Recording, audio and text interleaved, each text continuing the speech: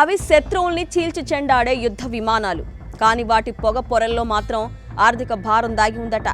ఆ యుద్ధ విమానాలకు వేగంగా ఆకాశాన్ని ఛేదించే శక్తి ఉన్నా ఇండియాకి మాత్రం ఖర్చు తడిసి మోపిడవుతోందన్న అభిప్రాయాలు వినిపిస్తున్నాయి.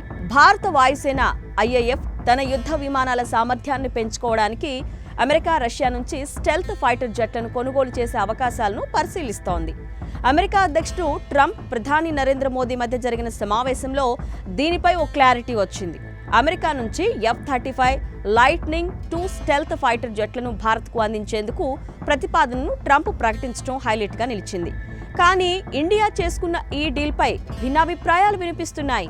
అమెరికా F-35 కంటే రష్యాకి చెందిన Su-57 బెటర్ అని పలువురు విశ్లేషిస్తున్నారు. ఈ రెండింటిపైనే ప్రధానంగా చర్చ జరుగుతోంది. F-35 లైట్నింగ్ అనేది సింగిల్ ఇంజిన్తో పనిచేసే stealth fighter jet.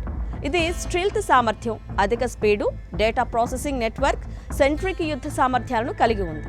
America, UK, Israel, Japan, Italy, దక్షిణ కొరియా, ఆస్ట్రేలియా, నెదర్లాండ్స్ ఈ జెట్ను ఉపయోగిస్తున్నాయి. గంటకు 1960 కిలోమీటర్ల వేగంతో ప్రయాణించగలవు. శత్రువుకు రాడార్కు చిక్కకుండా ఉండే ప్రత్యేకమైన బాడీ స్ట్రక్చర్ను కలిగి ఉంటుంది. డిజిటల్ వార్ఫేర్ సామర్థ్యం ఈ ఫైటర్ జెట్ సొంతం. ఇక్కడ వరకు బాగానే ఉన్నా ఈ విమానం కొనుగోలు చేయటం కారణంగా ఇండియాకి కొన్ని సవాళ్లు ఎదురవుతాయి. మిగిలిన ఫైటర్ల కంటే F-35 నిర్వహణ ఖర్చు చాలా ఎక్కువ. అటు భారత రక్షణ వ్యూహంలో పూర్తిగా అమెరికాపై ఆధారపడాల్సిన పరిస్థితి. ఎందుకంటే ఇంజిన్, సాఫ్ట్వేర్ పరంగా పూర్తిగా డిపెండ్ కావాల్సి ఉంటుంది. ఇక ఇతర ఇండియన్ ఫైటర్ జెట్స్తో F-35కి సమన్వయ సమస్య రావచ్చు. ఈ జెట్ ఇతర భారత వాయుసేన విమానాలతో డేటా లింక్, కమ్యూనికేషన్ ప్రోటోకాల్లలో అనుకూలంగా ఉండకపోవచ్చు. భారత వైమానిక వ్యవస్థకు ఈ జెట్ పూర్తి అనుకూలంగా లేదన్న విమర్శలు ఉన్నాయి. అటు రష్యాకు చెందిన Su-57 డబుల్ ఇంజిన్తో పనిచేసే 5వ తరం స్టెల్త్ మల్టీ రోల్ యుద్ధ విమానం. దీన్ని సుఖోయ్ డిజైన్ బ్యూరో తయారు చేసింది. ఇది రష్యా సైన్యంలో సేవల్లో ఉన్న అత్యాధునిక stealth fighter.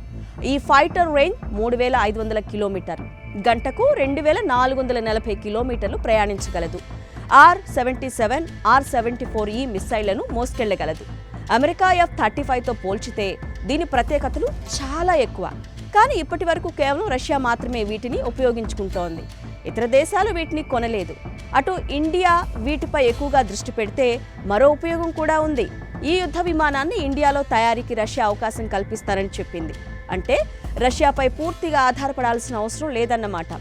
Russia Su-57 stealth fighter జెట్లను భారత్లోనే ఉత్పత్తి చేయడానికి, పూర్తి సాంకేతిక పరిజ్ఞానం బదిలీ చేయడానికి సిద్ధంగా కూడా ఉంది.